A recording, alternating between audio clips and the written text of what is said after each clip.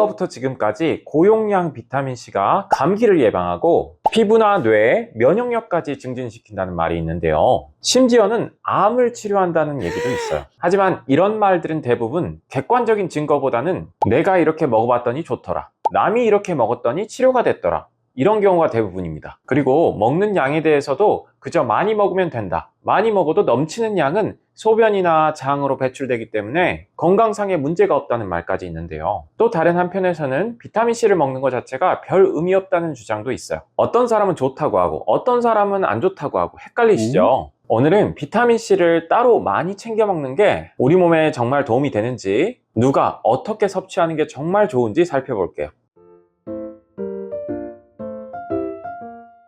비타민C에 열광하는 사람들은 이런 말을 하죠. 비타민C를 고영양으로 먹고 피로가 싹 사라졌다거나, 감기에 전혀 걸리지 않는다거나, 병원에서 포기한 암을 치료했다는 후기들이 꽤 많은데요. 그에 반해서 비타민C를 너무 많이 먹으면 신장 결석의 위험이 높아진다거나 위장장애나 설사를 유발한다는 의사들도 있어요. 왜 이렇게 의견이 극단적으로 갈릴까요? 우리 몸에서 비타민C가 하는 역할은 다양한데요. 피부나 관절에서 콜라겐 합성을 하기 때문에 상처를 치유시키고 혈관이나 뼈 건강을 유지시킵니다.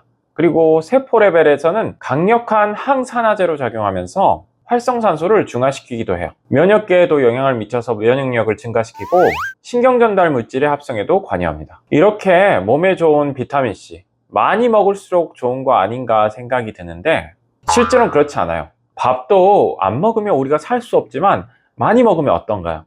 살만 찌고 만성질환이 걸리게 되죠. 비타민C도 부족했을 때 문제가 되는 거지 무조건 많이 먹는다고 좋은 게 아니에요. 몇몇 경우를 제외하고는 평소에 식사도 잘 하시고 일상생활을 잘 하신다면 비타민C 섭취량이 부족하기란 쉽지 않아요. 일반인들에 비해서 비타민C를 좀 더 섭취해주면 좋은 분들이 있는데요. 흡연을 하시는 경우 산화 스트레스가 증가하기 때문에 일반인 대비해서 비타민C 필요량이 늘어나게 되고, 당뇨병 환자나 비만 환자의 경우 염증 수치가 높기 때문에 염증을 낮춰주기 위해 비타민C를 좀 더 섭취해주는 게 필요해요. 마지막으로 노약자의 경우 비타민C 결핍이 발견되는 경우가 있고 영양 불균형이 흔하기 때문에 추가로 섭취해 주시는 것이 도움이 될 수 있어요. 이 네 가지 경우 비타민C를 조금 더 섭취하는 것이 좋지만 우리가 일반적으로 말하는 비타민C 고용량 섭취와는 완전히 달라요.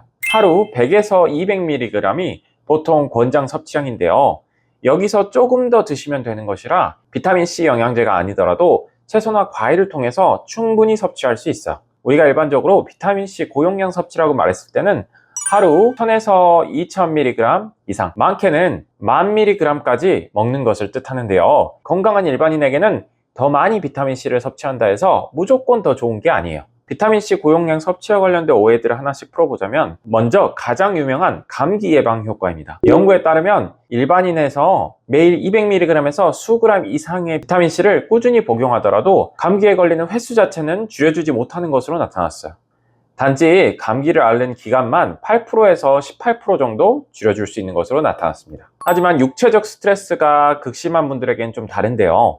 마라토너나 군인, 스키 선수 이런 분들처럼 신체적 스트레스를 많이 받는 사람들에게는 감기의 발병률 자체를 50%나 감소시키는 것으로 나타났습니다.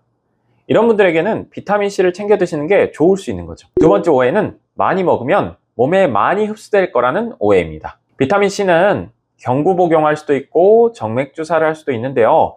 이 두 경우가 완전히 달라요. 비타민C를 먹는 약으로 섭취하게 되면 혈중 농도가 일정 수준 이상 올라가지 못해요. 최대 220 마이크로몰 정도밖에 올라가지 못하고, 한 번에 200mg 이상의 저용량 비타민C를 먹으면 70%에서 90%가 흡수되지만 한 번에 1g 이상을 섭취하게 되면 장내 흡수율이 50% 미만으로 급격히 떨어져요. 그리고 혈중 농도가 일정 수준 이상이 되면 콩팥에서 비타민C를 소변으로 내보내게 됩니다. 이러한 조절 시스템 때문에 하루에 1000mg 이상을 복용하더라도 인간의 혈액 내 비타민C 농도는 220 이상으로 올라가지 않아요. 제대로 메가도즈를 하기 위해서는 정맥 주사로 비타민C를 투여하는 것이 가장 효과적인데요. 약으로 먹는 것보다 수십 배에서 수백 배까지 혈중 농도를 급격히 끌어올릴 수 있어요. 경구 복용과는 달리 정맥 주사는 암세포를 죽이기 위한 목적으로 의료 현장에서 사용됩니다. 세 번째 오해는 많이 먹어도 소변으로 빠져나가니까 안전하다는 오해입니다. 고용량의 비타민C를 먹게 되면 장에서 흡수를 다 못한다고 말씀드렸죠. 장에서 흡수되지 못한 비타민C는 장 내에서 수분을 끌어당기면서 설사나 위장장애, 가스를 유발하게 돼요. 그리고 흡수된 비타민C도 많은 부분이 콩팥으로 배설되게 되면서 옥살산으로 변하는데요. 이 옥살산이 신장결석을 발생시킬 위험을 높여요. 물론 비타민 B6, 마그네슘을 추가적으로 먹어주고 충분한 수분을 섭취하면 충분히 예방할 수 있지만 콩팥 기능이 좋지 않은 분들은 조심하셔야 하죠. 경구 비타민C 메가도즈를 하기 위해서 1980년대 개인마다 알맞는 비타민C 용량이 있다는 가정하에 고안된 방법이 있는데요. 하루 2g부터 시작해서 용량을 조금씩 늘려보고 설사가 발생할 때까지 용량을 늘린 다음에 설사가 발생한 용량의 70%에서 80%를 나한테 맞는 용량으로 섭취하는 거예요. 문제는 이 방법을 시행할 때 설사로 인해서 수분 및 전해질 손실을 막기 위해 매번 충분한 양의 물과 함께 섭취해야 한다는 것과 내 컨디션이나 장 상태에 따라서 매일매일 테스트를 해봐야 하기 때문에 만성 설사를 유발할 수 있다는 큰 단점이 있어요. 특히나 많은 기관들에서 의도적으로 설사를 유발할 정도의 고용량 비타민C를 섭취하는 것이 건강에 유익하지 않다고 말하고 있어서 저는 추천드리지 않아요. 여기까지 비타민C를 먹는 약으로 먹었을 때 어떤 효과가 있는지 오해하시는 바가 뭔지 알아봤는데요. 경구 비타민C 메가도즈를 하시겠다면 꼭 지켜주셔야 할 원칙들이 있습니다. 첫째, 빈속에 드시지 않아야 합니다. 산성이 강하기 때문에 식사 중이나 반드시 식후에 즉시 복용하세요. 특히 위궤양이나 역류성 식도염 환자분들은 반드시 지켜주셔야 해요. 두 번째는 6시간 간격으로 쪼개 드셔야 합니다. 한 번에 많이 먹으면 설사로 다 배출되고 소변으로 다 배출되기 때문에 6시간 간격으로 나눠 드셔야 일정 수준 이상의 혈액 농도를 유지하실 수 있어요. 세 번째는 물을 충분히 드셔야 합니다. 비타민C는 옥살산으로 변하면서 결석을 만들 수 있어서 결석을 예방하기 위해서 수분을 드셔야 하고요. 추가적으로 비타민 B6나 마그네슘을 섭취해 주시는 것이 좋습니다. 마지막으로 메가도즈를 시행하기 전에는 콩팥 기능 검사를 반드시 시행하세요. 여기까지는 먹는 약으로 비타민C를 메가도즈 하는 방법을 알아봤는데요. 앞서서 정말로 비타민C 메가도즈를 하기 위해서는 정맥주사를 해야 한다고 말씀드렸죠. 경구 복용했을 때는 일반적으로 혈액 내 농도가 어느 정도 수준 이상 올라가지 않기 때문에 비타민C가 정상세포를 보호하고 산화를 막는 항산화제 역할을 하는데요.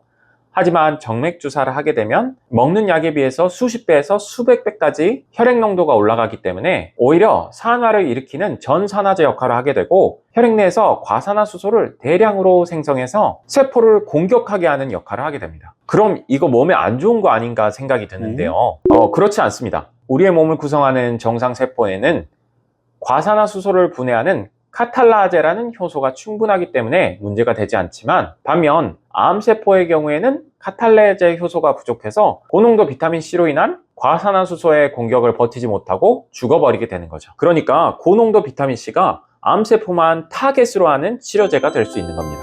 그래서 먹는 비타민C와 정맥주사 비타민C는 완전히 다른 약처럼 작용하게 되는데요. 먹는 약은 일반적인 건강 상태를 조금 보충하는 용도로 쓰시고 정맥주사 비타민C는 실제로 치료 목적으로 쓸 수 있는 겁니다. 이제 고용량 비타민C 정맥주사가 기적의 약처럼 느껴지시죠? 하지만 그렇다고 해서 비타민C 주사가 항암 치료나 수술, 방사선 치료 같은 정석적인 치료를 대체할 수는 없어요. 췌장암이나 특정 고용암에서 항암제와 병행했을 때 생존기간을 연장시키는 효과가 있다고 나타났지만 명백히 이 경우에도 보조요법일 뿐이지 항암 치료를 대체하진 못한다고 말하고 있어요.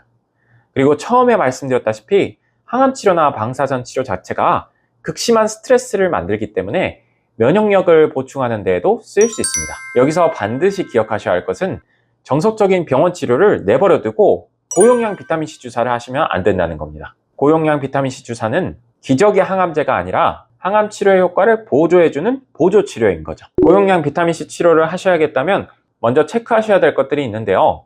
고농도 비타민C가 고혈당으로 잘못 측정될 수 있어요. 그렇기 때문에 인슐린을 투여하는 환자분들은 반드시 병원에서 혈액 검사를 통해서 정확한 혈당 수치를 측정하고 인슐린을 투여하시는 것이 중요합니다. 다음으로 유전자 검사를 시행하셔야 하는데요. 고용량 비타민C 치료를 할 수 있는지 확인하는 과정이에요. 이 유전자가 문제가 되는 경우 고농도 비타민C로 인한 과산화수소를 방어할 수 없기 때문에 정상세포가 공격을 받을 수 있어요. 마지막으로 치료 전 혈액 검사를 통해 장기의 기능이 정상인지 확인하고 치료를 시작해야 합니다. 정리해 볼게요.